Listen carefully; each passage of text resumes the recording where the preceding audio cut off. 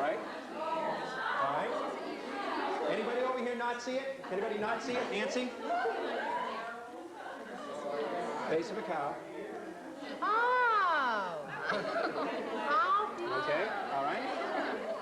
Over here, anybody not see it? Tom, can you see it? Let me do Carolyn. Carolyn? It's the face of a cow.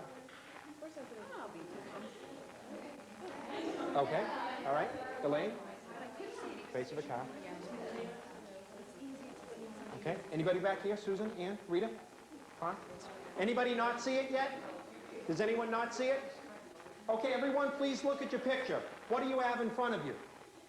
It's a cow. It always was a cow. I didn't change it. I didn't change the stimulus. All I did is give you direct instruction. And yet what we do with learning disabled kids is we expect them to go in a corner and teach themselves. Or we assign them to the nearest intern or teacher aide or volunteer grandmother that we have. What they need is trained, experienced teachers. Once I taught you what this was, you had a little difficulty perceiving it. But you see, this doesn't really capture the experience of the LD child for this reason. No one in this room could do this. The real experience of learning disabilities is being the only person who can't do it. The other kids open up their books and they get to work, and the poor LD child sits there and thinks, what's everybody doing? I don't understand what this is. I can't understand this. Why can everybody get to work right away? See, that's the real experience of being learning disabled, is being the only one who can't do it.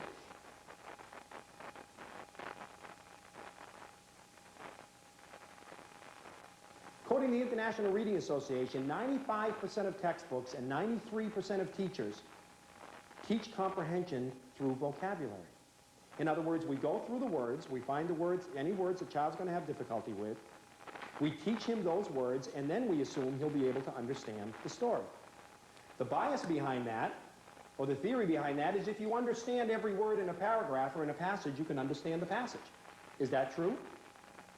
Let's take a look, okay? Let's look at that column of words, those 3 columns of words. Any words that you've never seen before? Tom, any words you've never seen?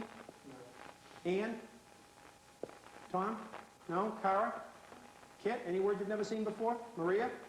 No. Can I then make the assumption that you understand every word that's listed here? Can I? Sure I can.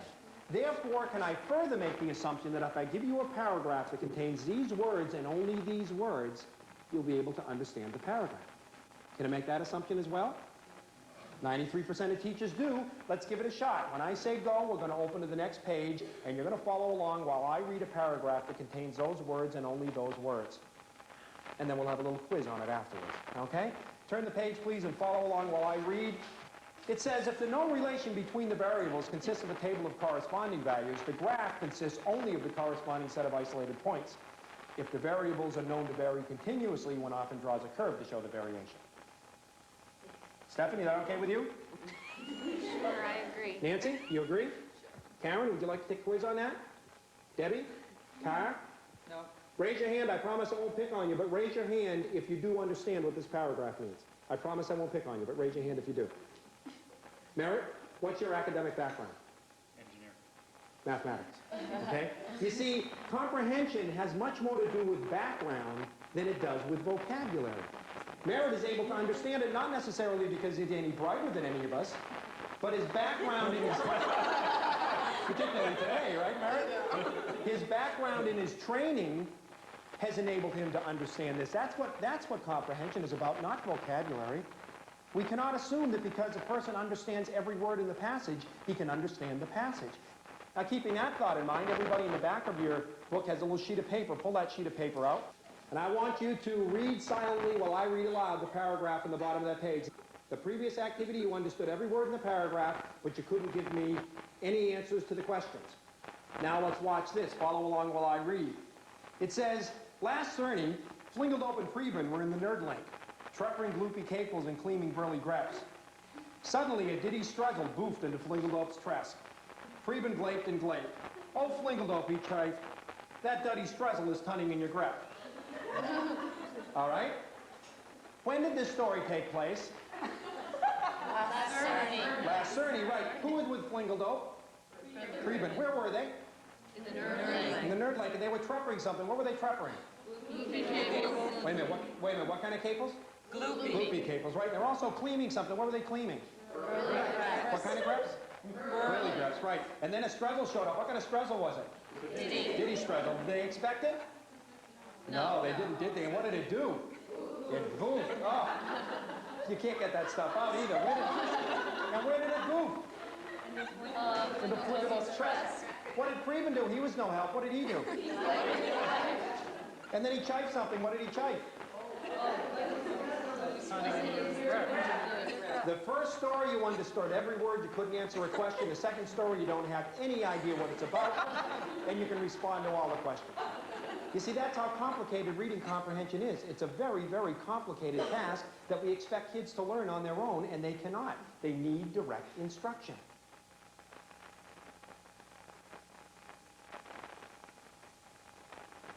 Do we think that visual perception problems can affect behavior? Do you think so? Okay, let's try this on for size. You're a mom or a dad.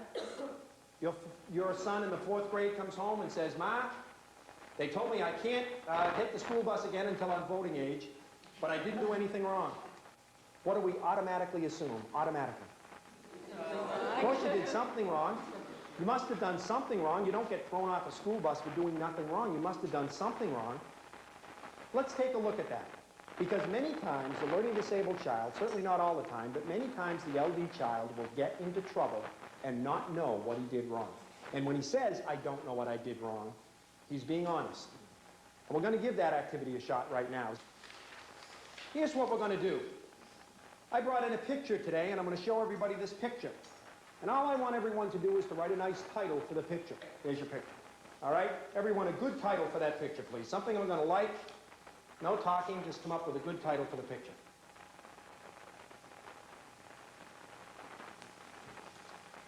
Maria, do you like your answer? Yes. Carol, do you like yours? Stephanie, do you like yours?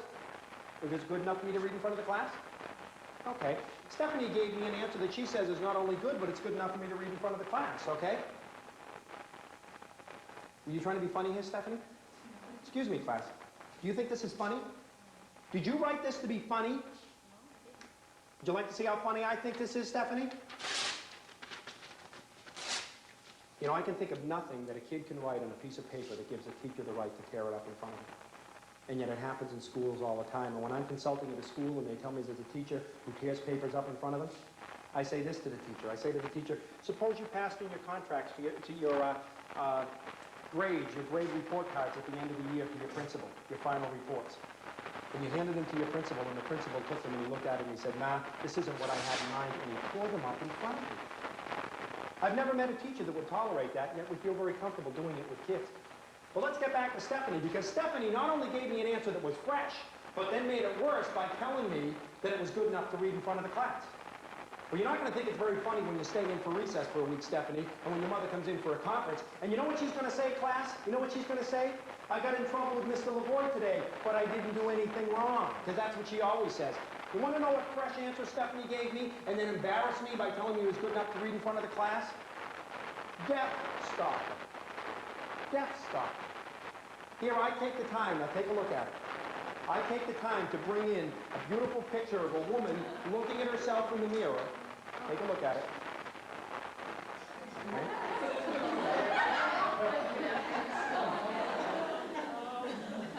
See it, Stephanie?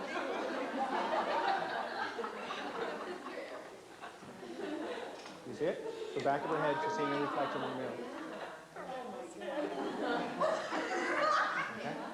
Okay. Many times, not all the time, but many times a learning disabled child will get in trouble and will literally not know what he or she did wrong.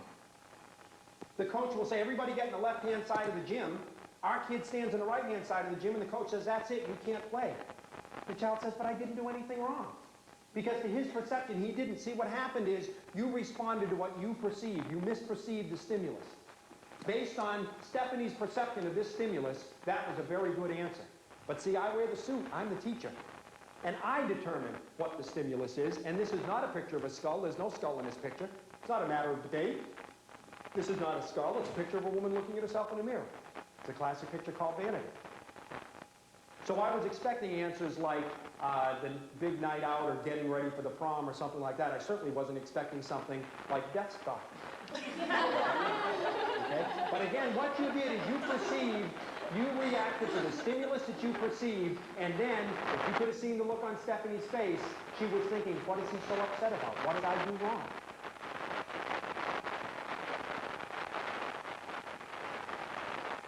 All I want you to do is to just write this letter. It's a Hearn, it's an uppercase Hearn, and I just want you to reproduce this letter for me. Okay, I will show you the letter, and you just reproduce the letter for me, okay? Here we go. That's what an uppercase Hearn looks like. Okay, everybody get a good look at it, okay? And please reproduce that where it says number 2.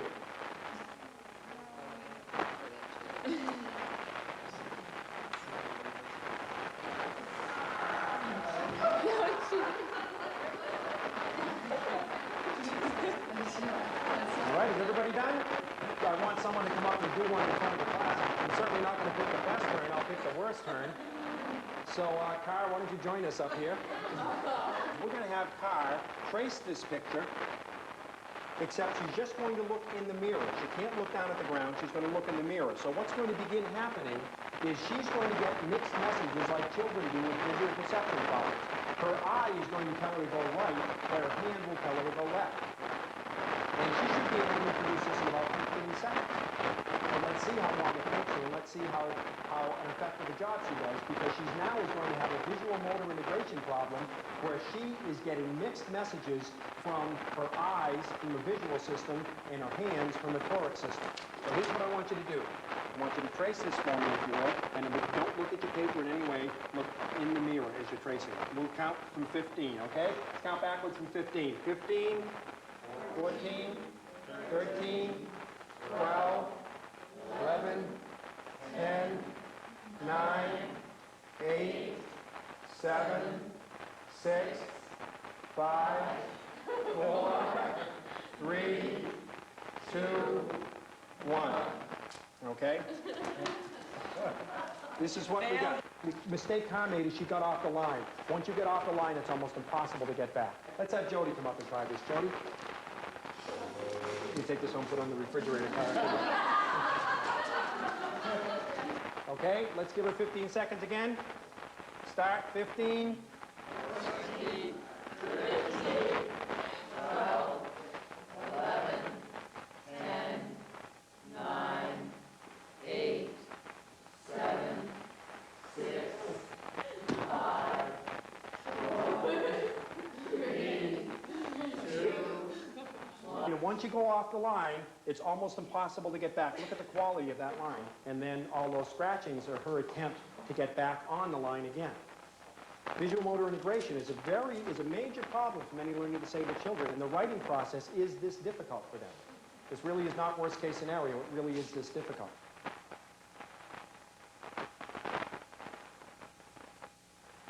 Many learning disabled children will talk like this.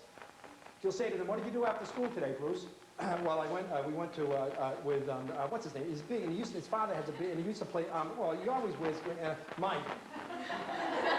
And then we got, we went in the big, it wasn't really like it wasn't like a school, but it was big, but it was, and it was kind of, like a minivan. And we played, it was kind of, well, it wasn't really, it was kind of like baseball. No, because there were no bats. And you think, you think, why did I ask you this? I don't need all this information, because many learning disabled children suffer from something called dysnomia. Dysnomia is a word-finding problem. It's that word in the tip of your tongue phenomenon that we all have 4 or 5 times a day. Happens to the LD kid hundreds of times a day. In order to understand this, we have to understand a little bit about how the brain works. The human brain has 2 functions. One is storage, and the other is retrieval. It's an amazing system, an absolutely amazing system. Right now, for instance, I have millions of pieces of information in my storage system. I know my wife's maiden name, I know my kids' birthdays, I know my social security number, I know my home address, my phone number, my zip code, I know who does the CBS Evening News. And if Jody comes up to me and says, Rick, what's your zip code? My retrieval system runs into storage, takes out the card that says 06831, I give Jody my zip code, and then it goes back in the same place until I need it again. It's a wonderful system when it works. But what happens with learning disabled children is that there is a problem between storage and retrieval. They can't get the information out. And many times they will get it out, use it, and then put it back in the wrong place. So when they need it again, Retrieval goes into storage and they can't find the word they're looking for. You see, everything that you do in your life is one of two kinds of activities. Everything you do in your life is either an associative task or a cognitive task. Now, what is the difference between these two? You can only do one cognitive thing at a time, but you can do two or more associative things at a time. Because you can drive, which is associative, and talk, which is associative at the same time. So you're driving, associative, you pick up your kids at school, you've got your 3 children in the back seat, you're driving associative, talking associative, driving associative, talking associative. Suddenly the hailstones start to come, the road's getting slippery, your car's getting difficult to control, the cars in front of you beginning to swerve, and you turn and say, what to the kids? Not shut up. God, I'm a parent. I'm a father. I've got 3 children. You don't say shut up to your children. Of course not. You turn to the children and you say, children. You say children driving, which had previously been an associative experience. Isn't that what you do? No, you say, shut up, I've got to drive you, okay? In other words, you can only do one cognitive thing at a time. For children with dysnomia, speaking is not an associative process, it's a cognitive process, and they can only do that. Imagine the difficulty this presents for a child who's trying to take notes, who's trying to listen and write at the same time. With all the wonderful study skills programs that are out there, we have to buy into the fact that there are some children who will never be able to take notes because listening for them is a cognitive experience, and they can't do 2 things at one time. So what you're going to do now, for the first time in a very long time, you're going to get the opportunity to see what it's like to be dysnomic and to have speaking be a cognitive experience. Because here's what we're going to do. We're going to tell a round-robin story around the room. I'm going to give a sentence. I'm going to call on other people to give sentences. They're going to give sentences, and I want nice, long sentences, and I want each sentence related to the sentence in front of it, so it tells a good story all the way around the room. Begin with Kelly. I'll start. The boys went to the beach on a sunny day. Go ahead, Kelly. They made sandcastles and drank soda and watched Okay. the waves. Not a novel, Kelly. Just a sentence will be fine. Karen? Right, Karen? Started to rain and they went home. Okay. Now they're going home. Okay, Karen? When they got home, they were so bored they had to go out and get a video. Okay, Lee. Now they've got a video. They sat in front of the TV and ate a snack. Okay. Maria? The video machine broke and it got stuck. Okay. Tom. So then they took the machine back to the video store to get it fixed. Ann. And then they got there and the store was closed. Okay, this is getting exciting. Okay, now see, speaking, we just did that activity where speaking was an associative task for you. Was that difficult? Not particularly, no. But now let's make it cognitive. Now what I'm going to do is make you go through what learning disabled children with dysnomia go through. Now I'm going to make the English language a cognitive experience for you, because now we're going to do the same thing, except I'm going to add another rule. And that is that you can't use any words that contain the letter N. Not just begin with the letter N, but contain the letter N. What you're going to have to do, if you think this is worst case scenario, I'm making it worse than it really is, listen to the way you sound. You're going to sound just like learning disabled children, because you're going through the same experience they go through. Because what I'm doing is I'm making it such that your retrieval system goes into storage but can't find the words you want. Then we'll find words and realize you can't use them. We'll get stuck in phrases that you can't finish. You're going to go through what LD kids go through. Now, I want everyone nice and loud. Again, good sentences, long sentences. Don't start thinking of sentences now, because they've got to be related to the sentence in front of it. No generic sentences, okay? Here we go. The boys went to the beach on a sunny day. Lee. They ate treats. They ate trees? Treats! Treats. They ate treats. Stephanie. Now they're eating. Remember, 2 lessons here. The treats had Quickly, Stephanie. a lot Quickly. of sugar. The treats had a lot of sugar. Yeah. After they ate, they swam. Jane. Remember, 2 lessons in this activity. Water was very warm. Okay, now quickly, let's go. Tom? Water Quickly. fell. Here's a teaching tip, by the way, for you teachers. If an LD child is having trouble thinking of a word, snap your fingers, tap your feet, and remind them that everyone's waiting. That really helps. Come on, Tom, let's go. Water fell from the sky. Water fell from the sky. And. Remember, we have 2 lessons here. And. Nice and loud. As the water fell from the sky. Go ahead, Ann. The water became deeper. Okay? Rita. They went home. I'm sorry, Rita. They went home. Okay, class. Okay, remember I told you there were going to be 2 lessons? We just had our first one. I may believe I didn't hear the N in the word went. Raise your hand, please, if you turned Rita in. Raise your hands. Everybody, hands up, up. Maria, up, up. Let's take a look at this. You people have been learning disabled for 1 hour. You've already begun to develop one of the most unattractive traits that people complain about learning disabled kids. So many times parents and teachers will say to me, if he minded his own business as well as he minds everybody else's, he'd be fine. If anyone at home makes a mistake, he's the first one to call it to everyone's attention. Is that true for the LD kids you work with? You bet it is. Because if you take a bright person and you make it such that they can't learn, it becomes an obsession with them to convince themselves and everyone else that they're not the only ones that make mistakes. So there are 2 lessons here. One is that you are very quick to turn each other in after 1 hour of a learning disability. But the second is, how difficult is it to talk this way? It's very difficult. Let's keep it going. Carol, now where did you have them? Well, let them go home, Carol. Now they're home. Go ahead. They were tired, so they went to... Sorry. Steve, now Karen went after you again.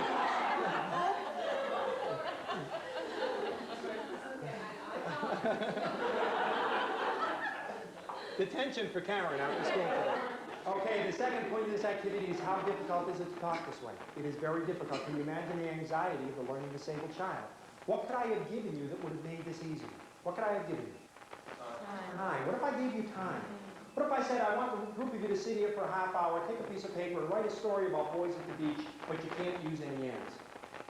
Could you have done that? Yes. Yeah. You could have done that. Sometimes the greatest gift we can give the LD child is a gift of time, both as parents and as teachers. As teachers, we do this. Lee is my LD child in the classroom. We say, I want everyone to think of the causes for the Civil War. Everyone think of the 5 causes for the Civil War. While you're thinking of that, I'm going to erase the blackboard. So I erase the blackboard. What I'm doing is I'm giving Lee 4 or 5 seconds to come up with some answers. And then I turn and I say, okay, 5 causes for the Civil War. Lee, please give us 1. And Lee says, The difference between urban and agrarian society. terrific. Not bad. So Lee gives me her answer. I've given Lee some time to process. And secondly, I called on her first. Because you see, she's only probably come up with 1 or 2 answers, where everybody else has come up with all 5. So I call on Lee first. As I said, sometimes the greatest gift you can give children is a gift of time.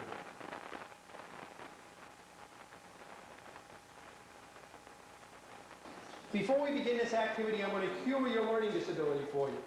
First of all, I understand that some of you have difficulty with reversals. Because you're learning disabled, you have some difficulty with reversals, which is a small part of learning disabilities, but it certainly is a part.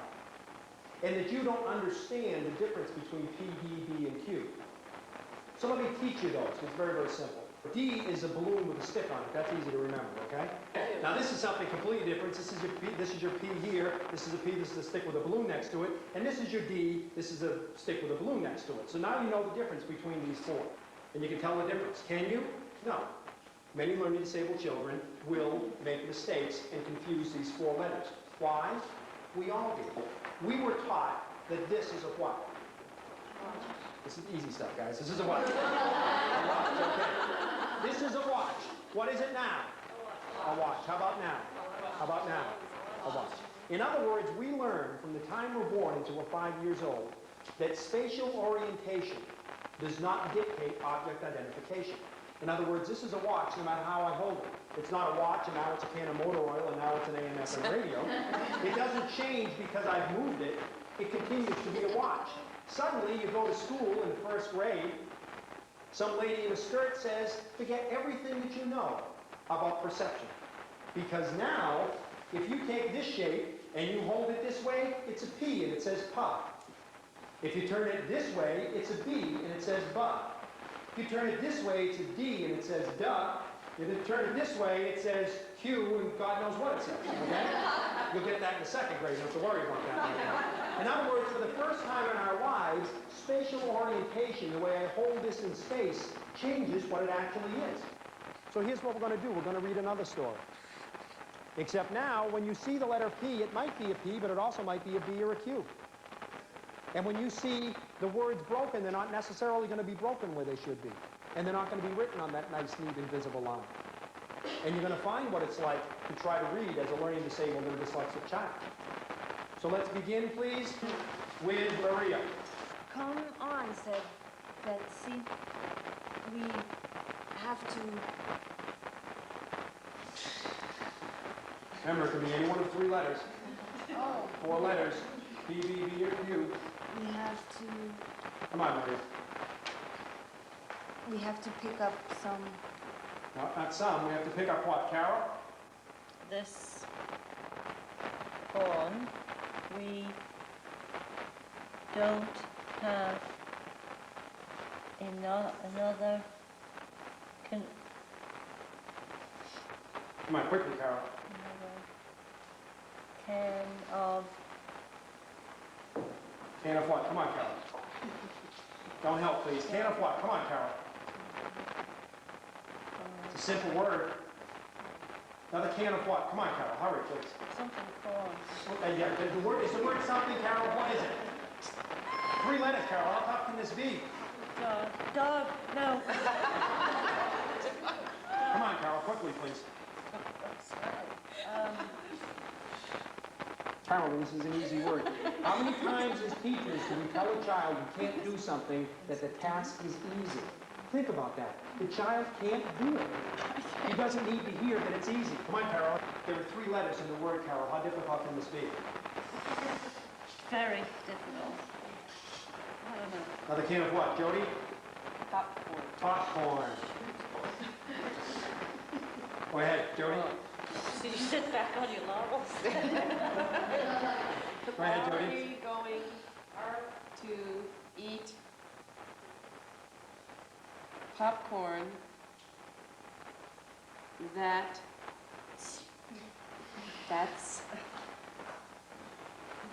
That's what? Come on, let's go, Jody. been on the floor? Asked Susan. Okay, Lee, be a little careful here, Lee. We... You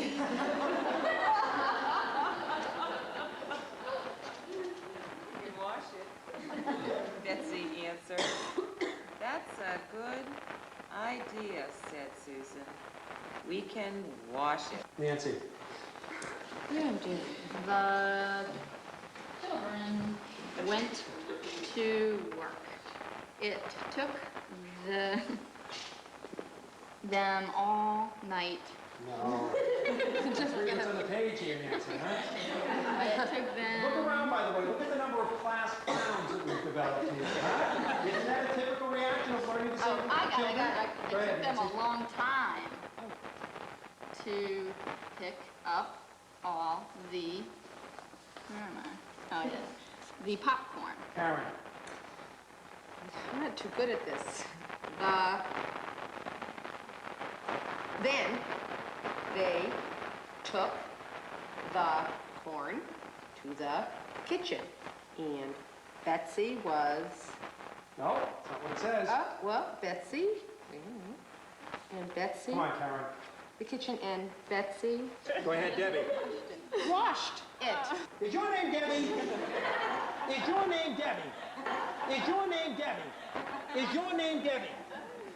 Now, my using that rhetorical question with Karen absolutely shut down communication. That's no way to communicate. There's no correct answer to that question. And it's extremely intimidating. In other words, we only use rhetorical questions with adults when we're trying to hurt their feelings, but we use them with kids all the time. You know what I've always thought? If you want to break a teacher of using rhetorical questions, assign them a child who answers rhetorical questions. How many times am I supposed to tell you to keep your hands to yourself? Kid says 14. 14. What am I supposed to do with you? How about a weekend at Disney World? That'd be nice. If they answered rhetorical questions, we wouldn't use them as often. But it's a weapon we use against kids all the time. And I'm not sure that we should. Debbie. All the children thought that was just the thing to do. Karen. Betsy, put the corn in two big pans to put in the oven. Okay, wasn't that fun? So how are you feeling right now? Okay, and again, let me throw some questions at you. Whose idea was it to put the corn in the oven? Who knows? Why couldn't they use the pot? Whose idea was it to sweep it up off the floor? See, nobody really knows. Even though you read that material, you went through that material, you don't have any idea what the content was. Because all of your energy went into the decoding of the material. And yet I see many teachers who get ecstatic because they've got a child who's in the 4th grade, who's reading in the 4th grade, and they push them through a 6th grade textbook. But if the child might be decoding it, but not actually reading it and understanding it. And therefore, we're not doing a child any favor to put them through that experience.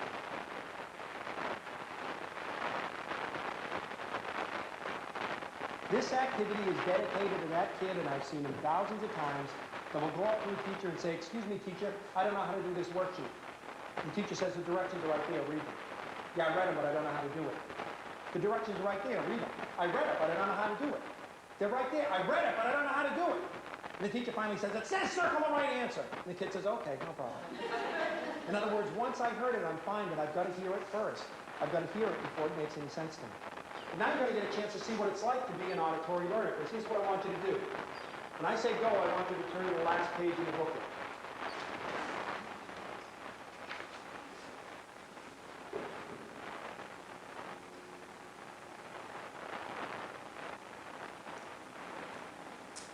Okay. You already know those stories, so you don't have to read the whole thing, I'm sure. All right, everybody look up here. Did you like those stories? Sure.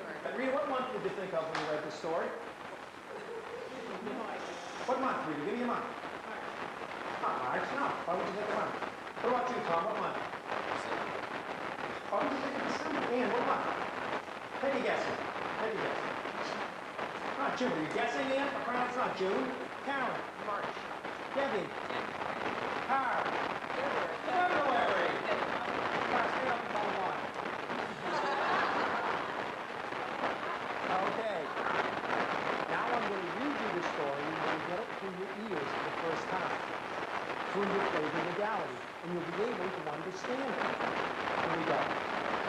Story number 1. Once upon a time, when the father of our country was a little boy, he was walking on his papa's farm with a riddle hatchet. What's the story about? George Washington. We'll start again. Then his papa came his phone about. "Jesus Christ," said he. "Husband chopping down my cherry tree." "Don't bust the gut," said his son George. "I cannot tell a lie. I did it a little bit of ratchet." Then his father lost his temper and cut a switch and pat a little judge to his canvas saw. And the moral of the story is, don't chop down cherry trees. Again, we could have sat here and I could have had you read that story over and over and over, and until I gave you some auditory input, it wouldn't have made any sense. That's why it is important that some kids have their books put on foot, so that they can get the information through their ears. They can understand it that way. They can't understand it when they get it through their eyes.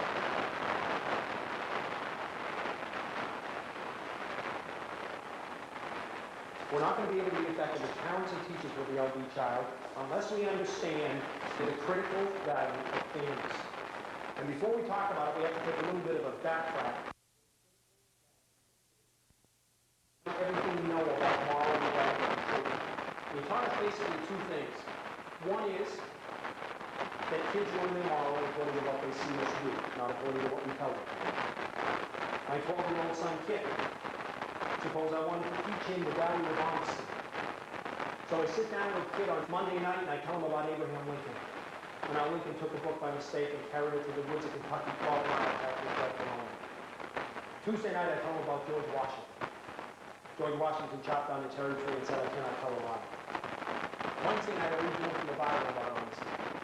Thursday night I read to him from the Koran about honesty. Friday night we do an hour and a half of honesty work. 5.5 hours of intensive honesty curriculum as only an elementary school teacher can do it, right? We have film strips, we take a field trip to the Honesty Museum, to the basement of the Watergate building in Washington. 5.5 hours of intensive honesty curriculum, and then on Saturday night I take Christian to the movies.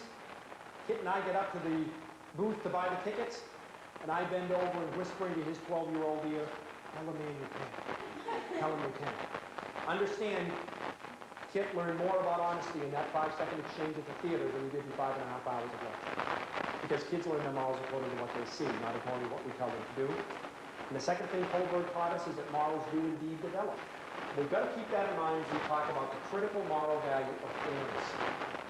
Because as I speak to parents and teachers all over this country, I see classrooms and families being run based on the adults' concept of honesty, the adults' concept of truth, the adults' concept of liberty, patriotism, religion, and yet those same families and classrooms are being run based on the child's concept of fairness. What I'd like you to do when the session is over tonight is go home, walk into your attic, pull down your old philosophy books from high school or college, or even take out a Webster's dictionary and look up the definition of fairness. Fairness does not mean that everyone gets the same. Fairness actually means that everyone gets what he or she needs. And yet still, I'll deal with teachers where I'll say to a teacher, Jody's going to be in your class next semester, teacher. She's a wonderful kid, very bright kid. She's going to do very well in your math class. But she's got a learning disability, and it's called a far-point copying problem, and she can't copy off the blackboard. So here's what I'd like you to do. When you put problems on the blackboard for everyone to copy, I'd like you to write up an extra set for Jody and give that to Jody. And if that doesn't work, you don't have time for that, least pretty quick, maybe we could write up 2 sets and then hand one across to Jody, or even put a piece of carbon paper on the Lee's sheet so when she writes up one set of problems, there's an extra one automatically to give to Jody. I'd like you to do that, please. Invariably, the teacher will say, I can't do that. And I say, why not? There's a lot of answers I'll accept. I'll accept because I don't know how. I'll accept because I don't have time. I'll accept because I don't believe in mainstreaming. I'll accept because I don't like Jody. I will go to the mat with a teacher and I will discuss any one of those answers with the teacher. The one answer I will not discuss, the one answer that I think is beneath contempt and beneath discussing, is the answer I hear most often. And that is, I can't do that for Jody. Why? It's not fair to the others. It's got nothing to do with the others. Jody needs it, the others don't. It has nothing to do with the others. Let's take it and try it in an adult situation. Suppose I'm up here lecturing. In the middle of my lecture, God forbid, in the middle of my lecture, Carolyn here falls off her chair. I look down at her and she's praying, cardiac arrest. Dr. Rich is having a heart attack right in front of me. And I'm trained in CPR techniques, so I know what to do. How ludicrous, how unfair, how absolutely foolish and unethical would it be for me to say, hey, Carolyn, I'd like to help you, I really would. But we've got 30 people here. I don't have time to do CPR to everybody, and it wouldn't be fair to only do it to you. But the teacher who says, I can't help the elderly child because it's not fair to the others, is working at the same level as the and this is particularly important for you as parents to understand. Because I know a lot of parents, especially needs kids, who spend full time beating themselves up and trying to keep the scales balanced. What do I do? Johnny, the elderly child here is a special tutor. How do I make that up to the other kids so that I'm fair to everybody? You know, as long as you can look in the eyes of the siblings and say, honey, if it was you, I'd be doing the same. Fairness does not mean that everyone gets the same. Fairness means that everyone gets what he or she needs. We're not going to work successfully with the child, mainstream child, learning to say the child, mainstream classroom.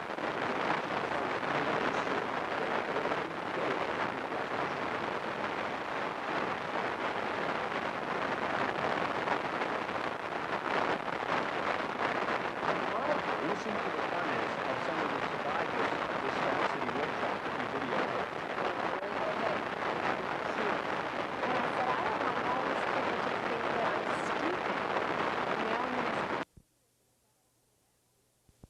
As anxiety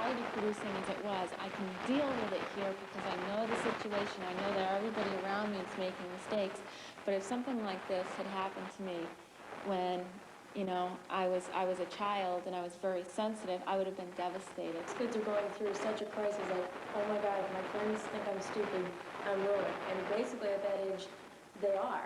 Because, you know, their kids are like, oh, this person is stupid, he doesn't know anything, and I don't want him to play with me this recess. And that's devastating to a kid at that age. I think it would be a good experience for a lot of other children in classrooms at some point to understand what their friends and their classmates are going through. Maybe if they had to read a backwards passage or couldn't see the cow, it might help them to then understand why Johnny has to go see, you know, the specialist for a few hours, or why he gets that extra attention. That same thing about fairness.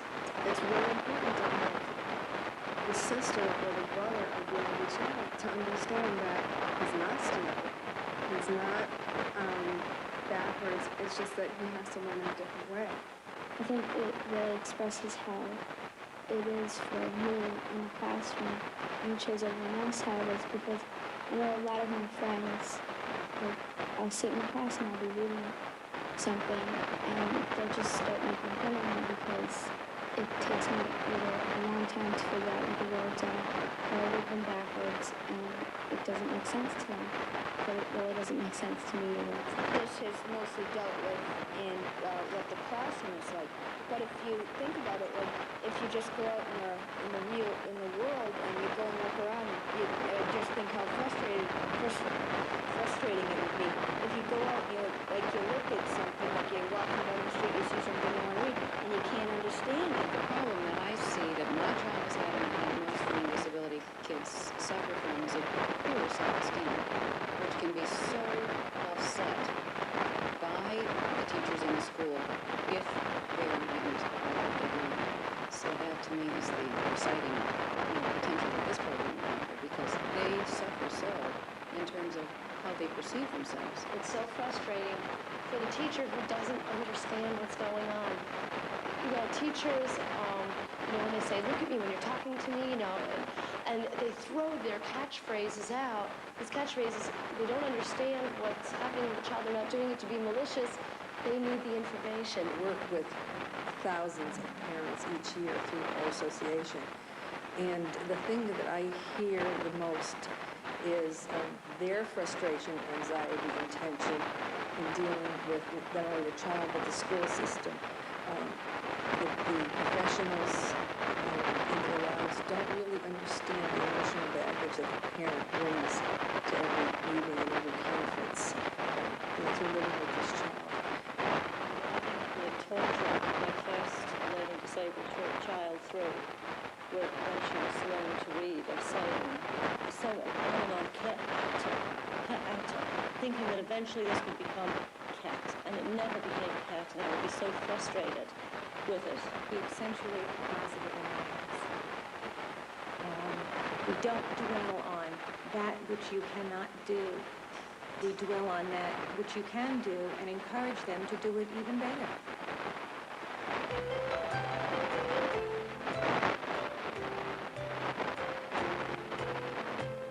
Earth to Carol, come in, please. Nancy's better than I am. I can't think. Did you write this to be funny? You're picking No, it's a picture. Everyone's waiting. I can't hear you. Love?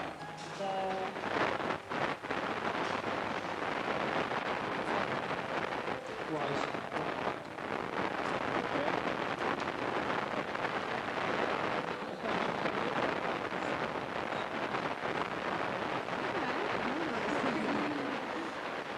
There are 3 letters in the word card. How difficult can this be? Harry.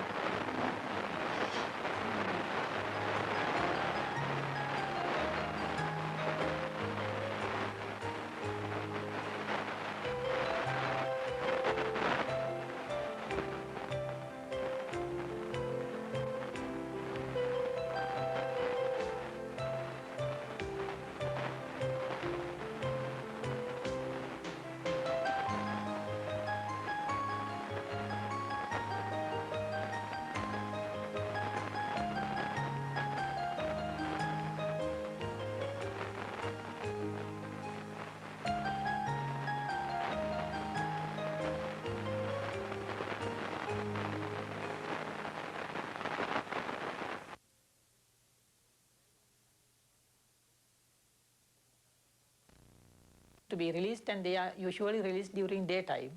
And most of these things end up in the stomachs of the fishes and the birds. The Sri Lankan government is moving to license some hatcheries and close down others. Until then, tourists are unwittingly sending baby sea turtles to a dismal fate.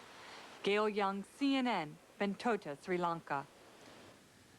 During the 70s and 80s, a series of underground nuclear explosions across what was then the Soviet Union baffled many scientists in the West. They suspected their Soviet counterparts were bouncing shock waves deep into the Earth to try to create a subsurface map. Well, they were right. And today, U.S. geologists are privy to that treasure trove.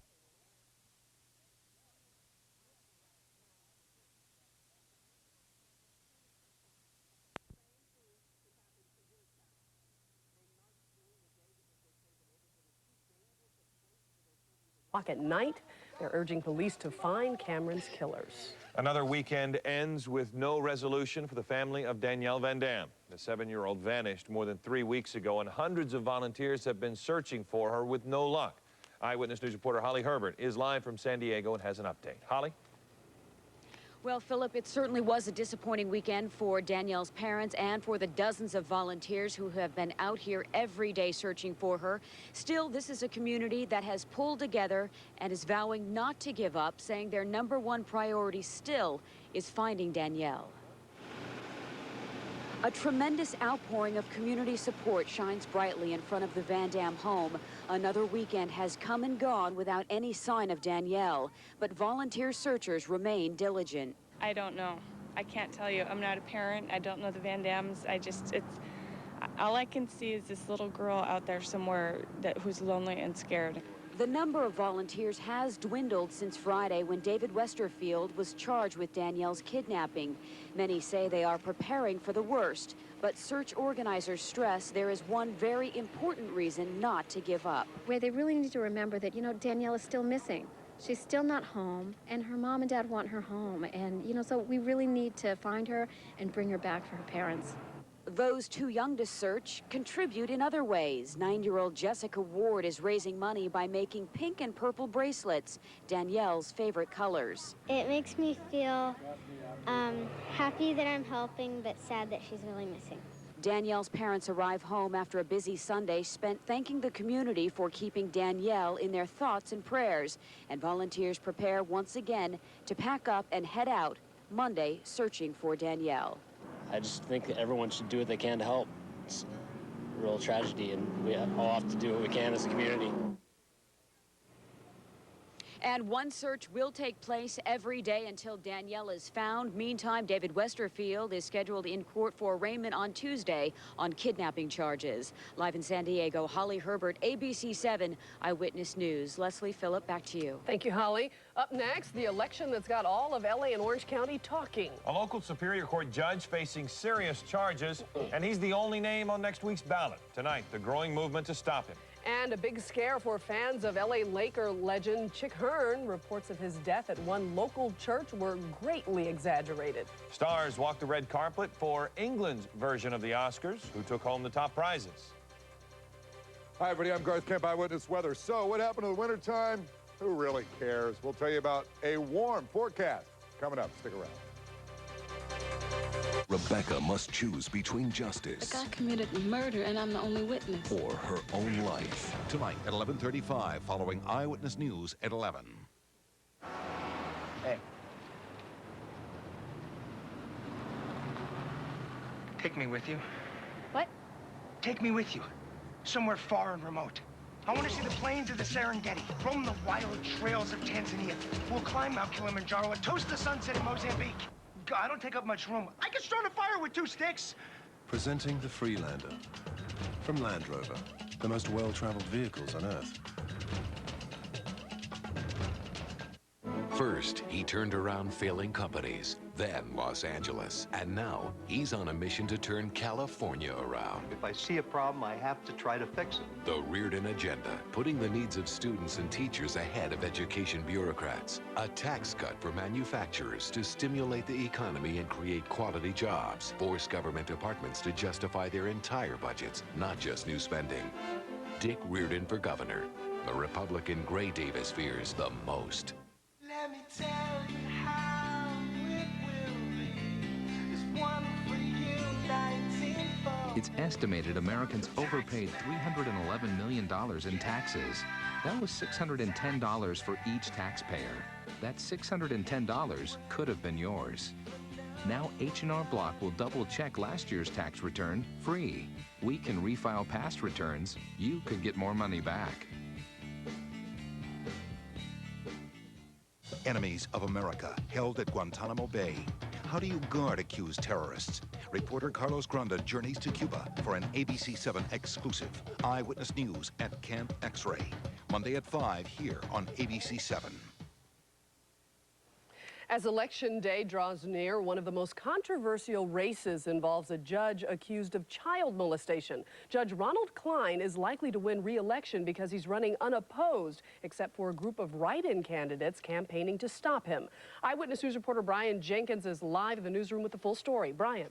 Well, Leslie, the protest over Orange County Judge Ronald Klein is gaining steam, particularly over the internet, where voters are gaining access to sordid tales from the judge's own diary. Less than 2 weeks before the local election, Orange County Superior Court Judge Ronald Klein, the 7-year incumbent, faces a growing wave of protest over charges against him alleging child molestation and possession of child pornography. The latest shot, a third website posted just days ago by Mike Dietz, a Ventura County man who published excerpts of Judge Klein's diary.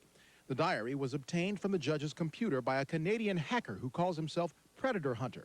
He sent it to a number of internet pedophile watch groups, one of whom called Dietz, whose company makes anti-porn filtering software. Basically gave us the diaries and wanted us to let as many people out here in California know what was going on. The diary, which police say Judge Klein has admitted to writing, describes the judge in his capacity as a Little League baseball coach infatuated with little boys. In one passage about a teenage boy, he allegedly writes, "I fantasize taking him to Los Cab and getting in the jacuzzi naked with him." In a locker room scenario about a 14-year-old swimmer, he writes, "He insisted in getting the Speedo off under the towel. Rats." And in yet another passage about a young teenager, Klein writes, "I want after the game to have him all to myself. I just need to do it and pull the trigger." I would want anybody to know this if it were anybody I know. It doesn't really have that much to do with him being a judge, other than the fact that it's maybe obviously a little bit more public notoriety and that he's up for re-election and will be voted in unless people do something. That's what former Deputy District Attorney Gay Sandoval thought she was doing by challenging Judge Klein in a write-in campaign for his seat, a seat that otherwise would have remained Klein's automatically. Problem is, several other people did the same thing. There has been a number of political experts come out with the same conclusion that he probably still will win. Judge Klein needs 50% of the vote to get reelected. Even if he does, he still faces possible federal and state charges that hinge on whether his diary will be allowed in as evidence against him in court. Live in the newsroom, Brian Jenkins. Back to you, Leslie Phillip. Brian, thank you very much. The three main Republican candidates for governor continued on the campaign trail today.